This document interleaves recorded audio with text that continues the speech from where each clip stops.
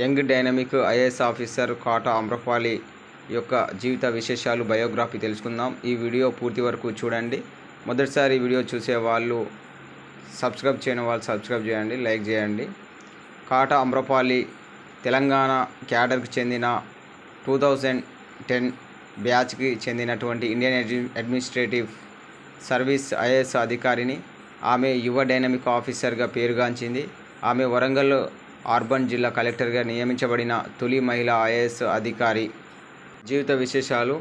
Amrapali 1982 November 4న ఆంధ్రప్రదేశ్లోని విశాఖపట్నంలో కాట వెంకరెడ్డి పద్మావతి దంపతులకు జన్మించింది. ఆమె తండ్రి ఒక విశ్రాంత ప్రొఫెసర్. ఆయన ఆంధ్ర విశ్వవిద్యాలయంలో ఆర్థిక శాస్త్ర బోధకుడిగా పనిచేశారు. ఆమె పాఠశాల విద్యాభ్యాసమంతా విశాఖపట్నంలోని సాయి సత్య మందిర్ స్కూల్లో జరిగింది. తర్వాత ఆమె చెన్నైలో ఐఐటి మద్రాసు